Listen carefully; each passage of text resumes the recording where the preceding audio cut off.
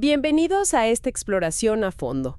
Hoy nos vamos a clavar en un pasaje bíblico que es breve, pero de verdad, increíblemente denso y que ha generado muchísima polémica. Génesis capítulo 6. Así es. Son apenas unos versículos al inicio, ¿no? Pero fíjate, que han desatado siglos de debate, teorías, bueno, algunas fascinantes y otras francamente bastante extrañas. Sí, totalmente. Estamos hablando de ángeles caídos, de gigantes caminando sobre la tierra. Vaya, un escenario que parece sacado de la mitología, pero pues está ahí, en las primeras páginas de las escrituras judeocristianas. Exactamente. Es uno de esos textos que, como dices, te obligan a detenerte y preguntar, a ver, ¿qué está pasando aquí realmente? Claro. Hoy vamos a sumergirnos, pues, en este capítulo tan complejo. Nuestro objetivo es tratar de entender el contexto, ¿no? De esa profunda corrupción humana que describe. También perfilar la figura de Noé, que es crucial en medio de todo ese caos. Y por supuesto, pues, intentar desentrañar el misterio detrás de esas figuras tan enigmáticas, los hijos de Dios, las hijas de los hombres y los famosos Nefilim. Nos vamos a basar en el propio texto de Génesis 6, claro, y también en los análisis teológicos que, nuestras fuentes han recopilado a lo largo del tiempo, explorando las diferentes maneras en que se ha intentado comprender estos versículos. Así es. Nuestra misión hoy es, digamos, desglosar los elementos clave, presentar las interpretaciones más importantes, que además a menudo chocan entre sí, sobre todo en esos primeros 4 versículos, y pues entender por qué este pasaje sigue resonando tanto y generando tantas preguntas hoy en día. Exacto. No es que busquemos dar la respuesta definitiva, ¿verdad? Sino más bien explorar las opciones y el significado que se le ha dado. Correcto. Es explorar más que sentenciar. Bueno, pues empecemos por ponerle escena. El capítulo 6 no arranca así de la nada, ¿verdad? Describe un mundo que, híjole, ha llegado a un punto crítico, definitivamente. El escenario sombrío, de verdad, casi apocalíptico antes del propio diluvio. Génesis 6.5 es brutalmente directo. ¿Qué dice? Dice que Dios vio que la maldad de los seres humanos en la tierra era muy grande y que toda inclinación de los pensamientos de su corazón era solamente mala todo el tiempo. Solamente mala todo el tiempo. ¡Qué fuerte! Es difícil imaginar una descripción más totalizante de la corrupción. La humanidad se había multiplicado, sí, como se esperaba después de la creación, pero algo se había torcido terriblemente en el camino. Es una imagen devastadora, la verdad. No habla de errores, digamos, ocasionales, sino de una orientación, pues, fundamental hacia el mal. Y la reacción divina que describe el texto es, igualmente impactante. Usa un lenguaje muy personal, muy humano, ¿no? Sí, exacto. Se utiliza lo que llamamos lenguaje antropomórfico, o sea, atribuye emociones humanas a Dios para comunicar una verdad profunda. Génesis 6.6 dice que el Señor lamentó haber hecho al ser humano en la tierra. Lamentó. Y que le dolió en el corazón. Fíjate. Ahora, esto no debe interpretarse como si Dios estuviera sorprendido por cómo salieron las cosas o como si hubiera perdido el control. No va por ahí. Entiendo. Más bien busca expresar la profundidad del dolor divino ante la rebelión, ante la corrupción de su propia creación. El pecado, la maldad humana, pues no le es indiferente, le afecta profundamente. Y ese dolor divino entonces lleva a una decisión, pues drástica, ¿no? Expresada en el versículo 7, la intención de borrar de la faz de la tierra a la humanidad que había creado, e incluso a los animales, reptiles y aves. Sí, subraya la gravedad extrema de la situación. Parece como un punto de no retorno. Sí. Pero justo entonces, en medio de esa sentencia que suena tan universal, el texto introduce una excepción crucial. Génesis 6.8 nos dice, pero Noé halló favor, o gracia podríamos decir, ante los ojos del Señor. Aquí hay un giro importante. Exacto. En medio de esa corrupción que parecía total, una persona destaca. ¿Y qué nos dice el texto sobre este Noé? ¿Qué lo hacía diferente o por qué halló gracia? Bueno, se le describe con 3 características clave en el versículo 9. Primero, que era un hombre justo. Segundo, era íntegro o intachable ante la gente de su tiempo. Íntegro. ¿Eso significa perfecto? No necesariamente perfecto o sin pecado en un sentido absoluto, sino que su conducta era recta, sin culpa o reproche en su caminar diario, muy en contraste, claro, con la violencia y corrupción que había alrededor. Claro, comparado con el resto. Exacto. Y tercero, dice que caminaba fielmente con Dios. Esto recuerda un poco la relación cercana que Enoc, su antepasado, también tuvo con Dios. Ah, claro. Además, bueno, se nos recuerda que tenía 3 hijos, Sem, Cam y Jafet, que van a jugar un papel importante más adelante. Entonces tenemos este contraste, pues demoledor, un mundo ahogado en maldad y violencia. Los versículos 11 al 13 lo repiten, ¿no? La tierra estaba corrompida delante de Dios y llena de violencia. Y por otro lado, un hombre, Noé, que mantiene una relación correcta con Dios y vive con integridad. Así es. Esto establece perfectamente el escenario para lo que va a venir después. El plan de Dios para preservar a Noé y su familia mientras juzga al resto del mundo. Pero antes de llegar a eso, tenemos que abordar esos primeros 4 versículos que mencionamos al principio, esos que causan tanta controversia. Sí, volvamos a Génesis 6, 1, 4. Aquí es donde la cosa se pone, de verdad, misteriosa. Vamos a leer con atención. Aconteció que cuando comenzaron los hombres a multiplicarse sobre la faz de la tierra, y les nacieron hijas, viendo los hijos de Dios que las hijas de los hombres eran hermosas, tomaron para sí mujeres, escogiendo entre todas. Tomaron para sí mujeres, escogiendo entre todas. Suena fuerte, sí. Luego el versículo 3. Y dijo el Señor, no contenderá mi espíritu con el hombre para siempre, porque ciertamente él es carne, mas serán sus días 120 años. Un límite de tiempo. Y el 4, el clave. Había gigantes nefilim en la tierra en aquellos días, y también después que se llegaron los hijos de Dios a las hijas de los hombres, y les engendraron hijos. Estos fueron los valientes que desde la antigüedad fueron varones de renombre. Uf, las frases claves saltan a la vista. Los hijos de Dios, las hijas de los hombres. Esa acción de tomar mujeres para sí. Ajá. Y luego la mención de los nefilim, que a veces se traduce como gigantes, y se les describe como valientes de renombre. La pregunta del millón, claro, es ¿quiénes son estos hijos de Dios y qué relación tienen con los nefilim? El lenguaje parece, deliberadamente inusual. Es que lo es. El término hebreo original para hijos de Dios es Bene Ha-Elohim. Y para entender qué podría significar aquí, es fundamental ver cómo se usa en otros lugares del Antiguo Testamento. Claro, el contexto bíblico. Y resulta que de forma bastante consistente, especialmente en el libro de Job, por ejemplo, en Job 1.6, 2.1 y 38.7, esta frase se refiere a seres celestiales, miembros de la corte divina. O sea, ángeles. Ángeles no se usa típicamente para describir a seres humanos, aunque bueno, hay excepciones interpretativas, claro. Eso ya nos mete de lleno en el terreno de lo sobrenatural, ¿no? Exacto. A ver, exploremos las principales interpretaciones que las fuentes nos presentan, para entender quiénes podrían ser estos Bene Ha-Elohim.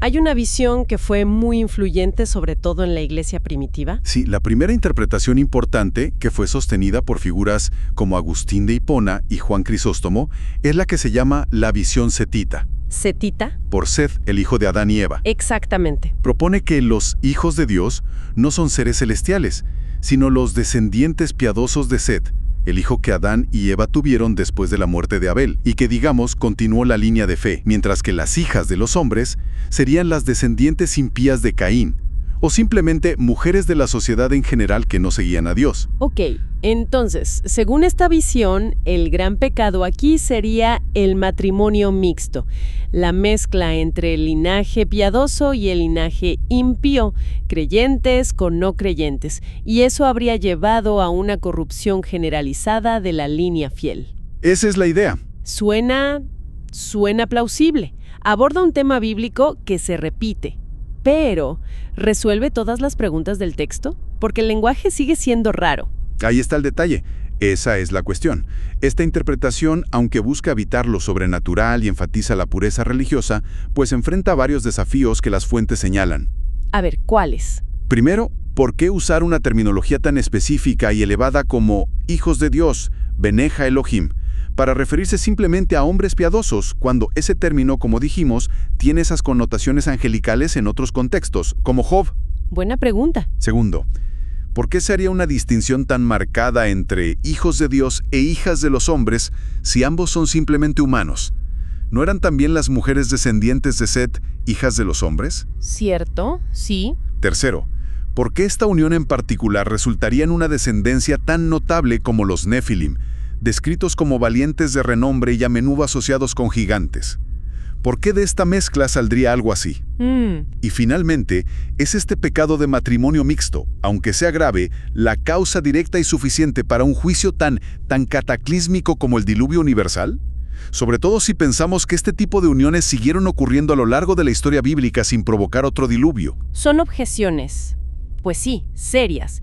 Parece que el texto quiere comunicar algo más extraordinario que simplemente matrimonios interreligiosos, por importantes que sean.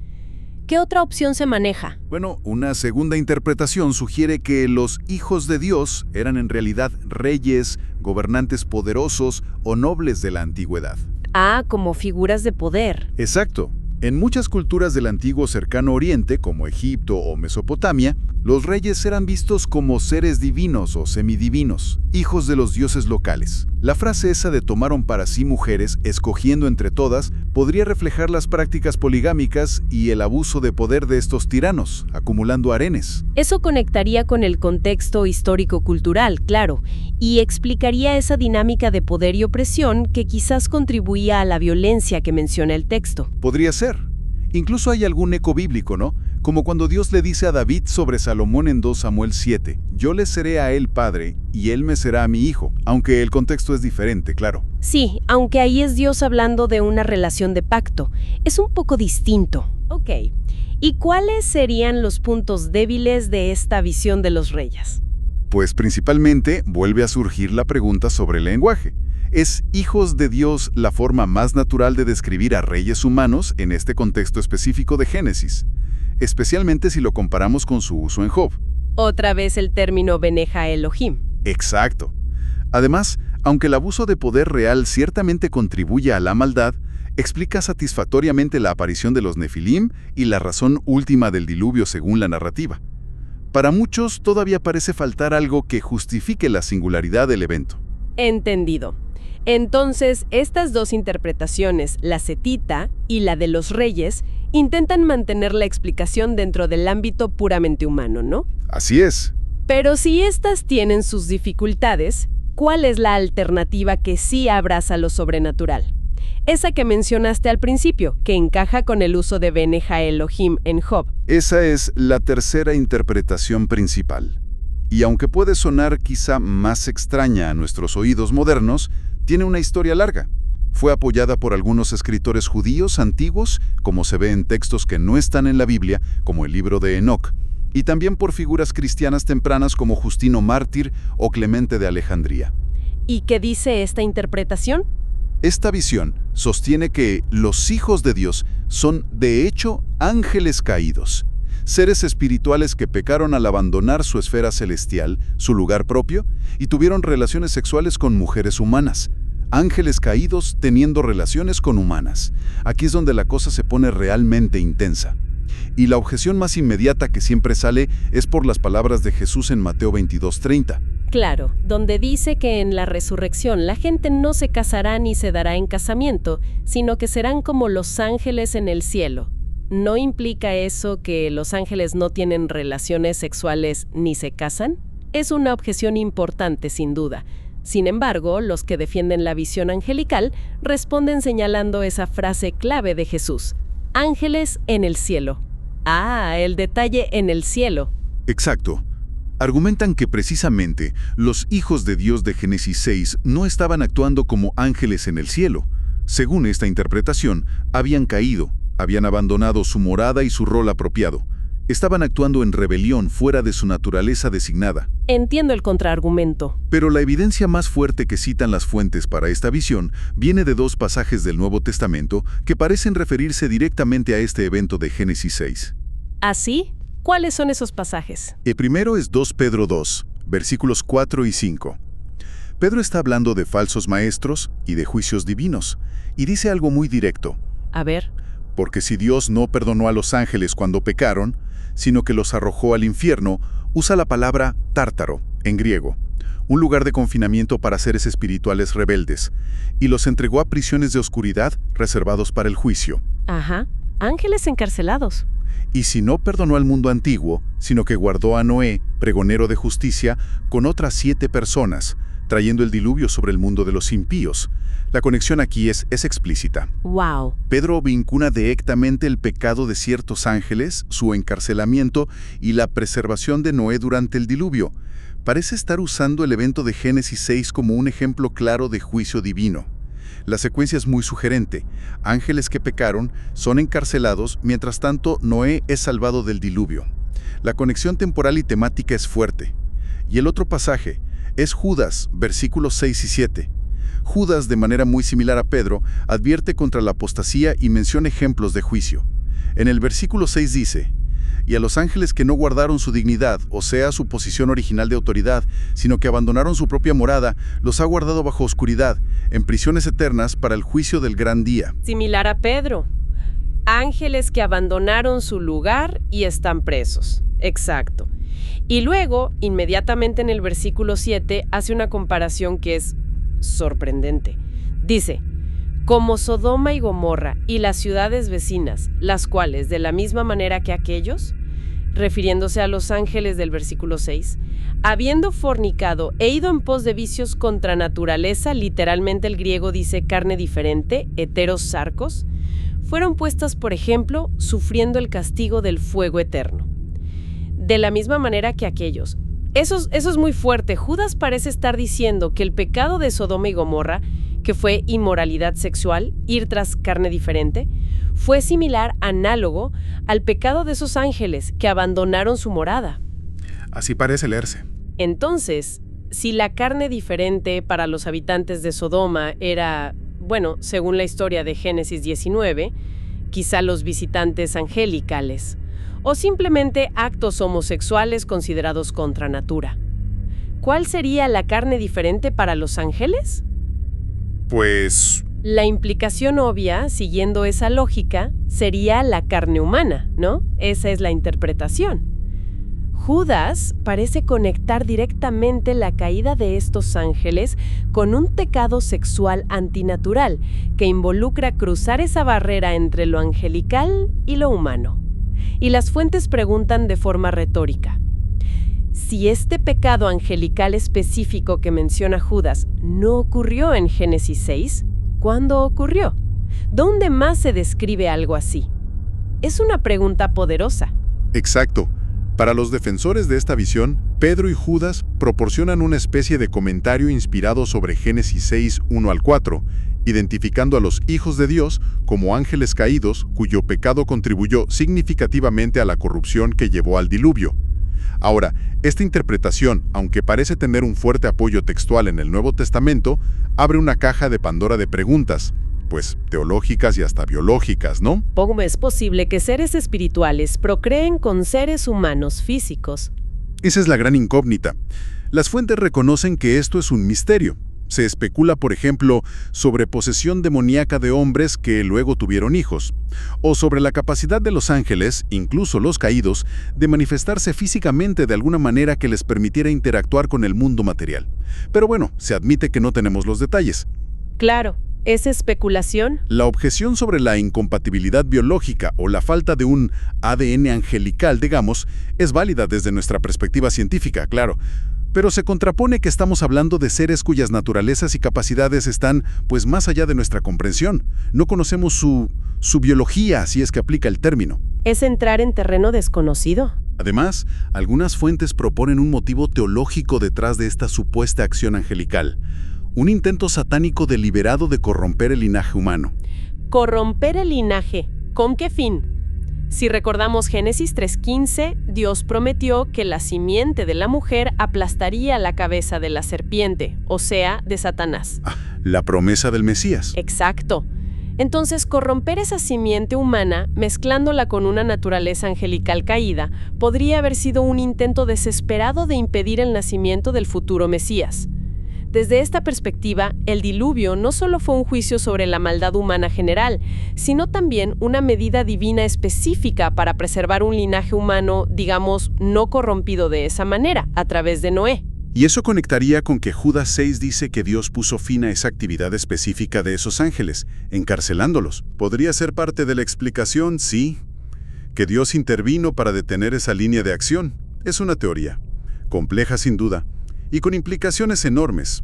Bueno, creo que esto resume bien las tres interpretaciones principales. La del linaje de Set contra Caín, un problema de matrimonio mixto humano, la de los reyes tiranos, abuso de poder humano, o la de los ángeles caídos, una unión sobrenatural. Así es.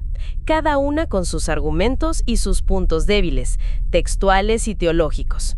Pero nos queda un elemento clave del versículo 4, los Nefilim. ¿Quiénes eran exactamente? ¿Eran la descendencia de estas uniones, fueran cuales fueran, o eran algo más? Aquí tenemos otro debate fascinante. El versículo 4 dice, había Nefilim en la tierra en aquellos días, y también después que se llegaron los hijos de Dios a las hijas de los hombres y les engendraron hijos. Estos fueron los valientes que desde la antigüedad fueron varones de renombre. Nefilim. La palabra a menudo se traduce como gigantes, ¿no? Sí, se traduce así basándose en la traducción griega antigua, la Septuaginta, y también en la asociación que se hace después en Números 13:33, cuando los espías ven gente muy alta en Canaán. Sin embargo, la raíz hebrea, napal, significa caer. Caer. Sí, por lo que Nefilim podría significar literalmente los caídos, o quizás los que caen sobre otros, como atacantes, tiranos, opresores. Interesante. Y la pregunta entonces es, ¿son los Nefilim el resultado de la unión entre los hijos de Dios y las hijas de los hombres? ¿O ya existían antes o independientemente de esa unión? La redacción del versículo es un poco ambigua, ¿no? Exacto, es un poco ambigua. La frase había Nefilim y también después que se llegaron los hijos de Dios puede leerse de dos maneras principales. A ver, una lectura sugiere que los Nefilim ya existían. El texto diría, había Nefilim en aquellos días, punto, ya estaban ahí. Y además, y también después, cuando los hijos de Dios se unieron a las hijas de los hombres, les engendraron hijos que también fueron poderosos. Estos fueron los valientes. O sea, como dos grupos distintos, pero relacionados en el tiempo o en poder. Podría ser. En esta visión, los Nefilim podrían ser un grupo preexistente de tiranos o guerreros temibles, y la descendencia de la unión prohibida, sea cual sea, fue similarmente poderosa, y quizá incluso también se les llamó Nefilim por asociación. Ok, esa es una forma de leerlo. ¿Y la otra? La otra lectura, que quizá es la más tradicional o popular, conecta más directamente a los Nefilim como la descendencia de esa unión específica. La estructura del versículo parecería implicar una conexión causal. Ocurrió la unión y como resultado, o en ese contexto, estaban estos seres notables, los Nefilim. Valientes. El libro de Enoc, por ejemplo, interpreta claramente a los Nefilim como la descendencia gigante y monstruosa de ángeles y mujeres. Pero esa frase, y también después, sigue siendo problemática para la idea de que todos los Nefilim fueron producto de esa unión prediluviana, ¿cierto? Exactamente. Porque si el diluvio eliminó a toda esa descendencia, ¿cómo es que los espías israelitas, siglos después, en Números 13:33, dicen haber visto Nefilim en Canaán? Mencionan específicamente a los hijos de Anac, que dicen que eran descendientes de los Nefilim. Esa es la gran pregunta para quienes los ven solo como la descendencia directa prediluviana. ¿Cómo sobrevivieron o reaparecieron después del diluvio? Claro, hay explicaciones. Bueno, hay explicaciones especulativas. Algunos sugieren la posibilidad de que el rasgo genético, si es que era algo físico como la altura, sobreviviera a través de la esposa de Cam, uno de los hijos de Noé, que entró al arca. Ah, como un rasgo recesivo que reapareció. Podría ser una idea. Otra posibilidad es que el término Nefilim se usara después del diluvio de manera más figurada, o como un término genérico para describir a guerreros gigantes y temibles como los hijos de Anac, evocando la memoria de aquellos legendarios caídos o valientes de antes del diluvio. Como un sinónimo de gigante temible. Ándale, la mención de gigantes históricos como Goliat o los pueblos anaseos, que sí están confirmados en textos egipcios antiguos, por cierto, ciertamente mantuvo viva la idea de gente de estatura excepcional en la región, y quizás se usó el término Nefilim para describirlos. Mucha tela para cortar de verdad. Entonces, recapitulando todo este análisis de Génesis 6:1-4 y el contexto general del capítulo, tenemos una descripción de corrupción humana extrema, casi total. Sí, el dolor de Dios ante esta situación, la figura de Noé como un hombre justo en medio del caos, y este episodio misterioso con los hijos de Dios, las hijas de los hombres y los Nefilim, con todas sus posibles interpretaciones. ¿Qué podemos extraer como conclusión o relevancia de todo esto? Mira, yo creo que lo fundamental, más allá de cuál interpretación de los versículos 1 al 4 nos convenza más, ya sea la setita, la de los reyes o la de los ángeles, es reconocer lo que el pasaje subraya en su conjunto. Ok, ¿qué sería eso? Primero, la profundidad de la corrupción humana. El pecado no era algo superficial. Había permeado el corazón y las acciones de la humanidad de forma radical. He entendido. ¿Qué más? Segundo, el cruce de límites establecidos, ya sea el límite entre lo piadoso y lo impío, si es la visión setita, o el abuso de poder que mezcla lo divino y lo real, si son reyes, o la barrera misma entre lo celestial y lo terrenal, si son ángeles. El texto describe una transgresión fundamental del orden que Dios había establecido. Una ruptura del orden. Exacto. Tercero, el juicio divino. La maldad tiene consecuencias. Dios no es indiferente y actúa con justicia, aunque su juicio, como vimos, esté teñido de dolor. Ajá. Y cuarto, pero no menos importante, la gracia divina. Incluso en medio del juicio más severo, Dios preserva un remanente, muestra favor a Noé, quien caminaba con él. Hay juicio, pero también hay gracia. Juicio y gracia. Y creo que es crucial abordar estos debates interpretativos con humildad. Son pasajes difíciles, ¿no? Los detalles no son completamente claros. No son doctrinas centrales para la salvación, eso hay que decirlo, pero explorarlos sí nos ayuda a entender mejor la cosmovisión bíblica, la gravedad del pecado, la santidad de Dios, y prepara el terreno para comprender la magnitud de la intervención que va a representar el diluvio. Y la frase final, con Dios caminó Noé, nos recuerda a Enoc, su bisabuelo, del que se dice lo mismo. Habla de una relación cercana, íntima, de obediencia y comunión con Dios. Mientras Noé caminaba con Dios, el resto del mundo pues seguía en picada. Los versículos 11 y 12 lo repiten para que quede claro. Y se corrompió la tierra delante de Dios y estaba la tierra llena de violencia. Y miró Dios la tierra y he aquí que estaba corrompida, porque toda carne había corrompido su camino sobre la tierra. Otra vez corrupción, y ahora añade violencia. Sí, la corrupción ya no era solo interna en los pensamientos, se había manifestado en violencia generalizada. La palabra hebrea es hamás, que implica crueldad, opresión, injusticia, un caos social total. Y es en medio de ese caos que Dios habla directamente con Noé. Le revela su plan. Versículo 13. Dijo pues Dios a Noé, he decidido el fin de todo ser, porque la tierra está llena de violencia a causa de ellos, y he aquí que yo los destruiré con la tierra. Qué momento para Noé, ¿no? Recibir esa noticia. Imagínate, un anuncio terrible del fin del mundo como lo conocía, pero al mismo tiempo, al decírselo a él, Dios ya está empezando su plan para salvarlo. Es juicio y salvación al mismo tiempo.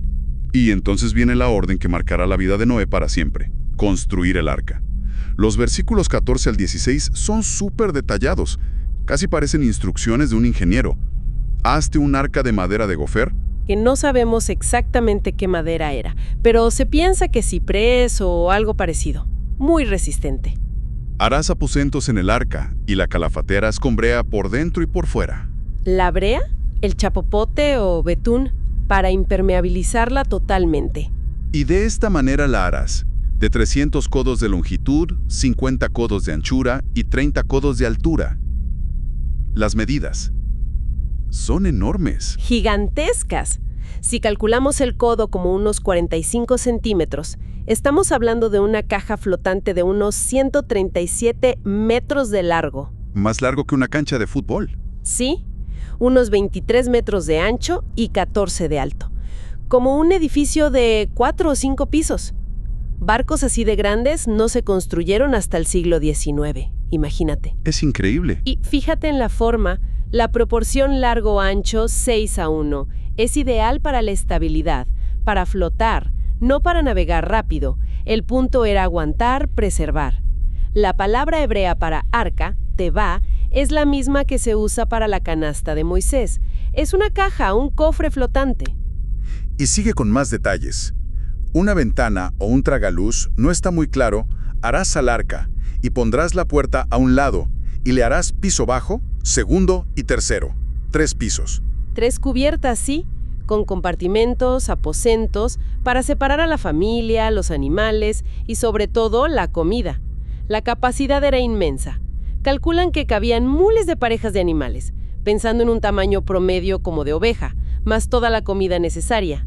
Hay quienes todavía buscan el arca, ¿verdad? En el monte Ararat y eso. Sí, es una historia que ha fascinado por siglos. Hay relatos antiguos y búsquedas modernas. Para muchos, esas historias son una prueba más de que esto realmente sucedió. Y Dios le dice claramente para qué es esta construcción monumental. Versículo 17. Y he aquí que yo traigo un diluvio de agua sobre la tierra, para destruir toda carne. Todo lo que hay en la tierra morirá. No hay duda del propósito. No, aunque hay un punto interesante que menciona Guzik. ¿Le dijo Dios por qué tenía que construirla el diluvio antes o después de darle la orden? Si fue después, la fe de Noé tuvo que ser todavía mayor. Imagina construir eso sin saber para qué era. Sí. Una prueba tremenda. Como está escrito, parece que le da la razón junto con la orden. Así parece. Y junto con la advertencia viene la promesa de salvación y más instrucciones. Versículos 18 al 20. Mas estableceré mi pacto contigo, y entrarás en el arca tú, tus hijos, tu mujer y las mujeres de tus hijos contigo. El pacto. Una palabra clave. Fundamental. Es la garantía de Dios para Noé y su familia directa. Y luego viene la orden sobre los animales. Y de todo lo que vive, de toda carne, 2 de cada especie meterás en el arca. Macho y hembra serán, para que tengan vida. Aves, bestias, reptiles. 2 de cada tipo para preservar la vida en la tierra. ¿Qué logística tan impresionante debió ser eso? Y no solo juntarlos, alimentarlos. El versículo 21 lo dice. Y toma contigo de todo alimento que se come, y almacénalo, y servirá de sustento para ti y para ellos. Comida para 8 personas y miles de animales por más de 1 año. La planificación tuvo que ser, monumental. Y así llegamos al cierre del capítulo 6. No con la lluvia todavía, sino con la respuesta de Noé a todo esto. A este llamado increíble, a esta tarea que parece imposible. El versículo 22 es corto, pero dice muchísimo. Y lo hizo así Noé. Hizo conforme a todo lo que Dios le mandó. Esa frase resume una obediencia y una fe extraordinarias. Ponte a pensar lo que significaba. Construir esa cosa enorme que seguramente le llevó décadas, ¿no? Considerando los 120 años de plazo. Un trabajo durísimo, carísimo. Y seguro la gente se burlaba de él, ¿no? El loco del barco gigante en medio de la nada. Seguro. En un mundo descrito como violento y corrupto. Además, muchos creen que antes del diluvio no llovía como ahora, así que la idea misma de una inundación mundial era pues impensable, absurda para la gente. ¿Entonces obedecer así? Fue un acto de fe heroico. El texto subraya, hizo conforme a todo lo que Dios le mandó, sin peros, sin preguntas registradas aquí. Obediencia total. Y aunque Pedro luego lo llama pregonero de justicia, o sea que sí le avisó a la gente. Sí. Parece que nadie le hizo caso fuera de su familia. Exacto. 0 conversos en 120 años. Aparentemente, su fidelidad no se midió por el éxito de su predicación, sino por seguir obedeciendo a Dios contra toda lógica y contra toda presión social. Fue algo realmente notable. Bueno, pues haciendo un recuento rápido de este capítulo 6, vimos cómo la maldad humana creció y creció hasta un punto insostenible. Nos metimos en el misterio de los hijos de Dios y los Nefilim, con sus distintas interpretaciones y lo que significan. Ujú. Vimos ese dolor profundo de Dios ante el pecado y su decisión de traer juicio, pero también vimos la gracia brillando en Noé, ese hombre justo que caminaba con Dios. De excepción que confirma la regla, casi. Y terminamos con esa orden impresionante de construir el arca, con todos sus detalles y su objetivo de salvar un remanente. El capítulo cierra con esa frase poderosa: Noé hizo todo lo que Dios le mandó. Pero claro, la chamba apenas empezaba, ¿no? Construir eso, aguantar las burlas, reunir a los animales. Me pregunto cómo fueron esos años de espera, viendo cómo el reloj de los 120 años avanzaba hacia la catástrofe. Sí, la obediencia inicial fue clave, pero mantener esa fe y ese trabajo durante décadas, esa fue la verdadera prueba. Nos deja justo en la antesala del gran evento. Nos deja pensando muchas cosas, ¿verdad? Definitivamente. Podríamos pensar, por ejemplo, ¿qué nos dice esta historia sobre los límites? ¿Hasta dónde puede llegar la maldad humana antes de que haya una intervención drástica? Y al mismo tiempo, ¿cómo convive en un juicio tan terrible con una gracia tan personal y específica como la que recibió Noé? Son preguntas sobre la justicia y la misericordia de Dios que siguen resonando. O también sobre el misterio mismo, ¿no? Exacto. Que todavía hoy discutamos quiénes eran los hijos de Dios o los Nefilim, a pesar de tanto estudio, quizás nos recuerda que hay cosas en estos textos antiguos que simplemente nos superan, que debemos acercarnos a ellos con humildad, sabiendo que hay profundidades que quizás nunca terminemos de entender del todo. Bueno, pues así concluimos nuestra inmersión en las complejidades de Génesis 6, un capítulo que, nos confronta con la oscuridad de la naturaleza humana caída, nos presenta figuras enigmáticas y debates que han perdurado por milenios, y nos deja justo en el umbral de una de las narrativas más dramáticas de toda la Biblia, la historia del diluvio y la increíble misión de Noé. Y quizá una reflexión final para que quienes nos escuchan se la lleven. Fíjate qué interesante. El texto nos dice que antes del diluvio, Dios lamentó haber creado a la humanidad por su maldad, en Génesis 6:6. Pero es sorprendente que, después del diluvio, Dios mismo declara en Génesis 8:21, «Nunca más volveré a maldecir la tierra por causa del hombre, porque», y aquí viene lo fuerte, «la intención del corazón del hombre es mala desde su juventud». ¡Wow! O sea, incluso después del diluvio. Incluso después. Si el diluvio, esa medida tan extrema, no erradicó la raíz del problema, esa inclinación al mal en el corazón humano, ¿qué nos dice eso sobre la profundidad de la condición que Dios está tratando? Híjole. ¿Y cómo nos prepara esto para entender la necesidad de soluciones divinas aún más profundas y definitivas que vendrán más adelante en la historia de la redención? Soluciones que van más allá de Noé y el arca. Una pregunta que resuena sin duda y nos deja pensando. Muchísimas gracias por acompañarnos en este análisis tan detallado. La historia de Noé, por supuesto, con la construcción del arca y el diluvio inminente, apenas está por comenzar.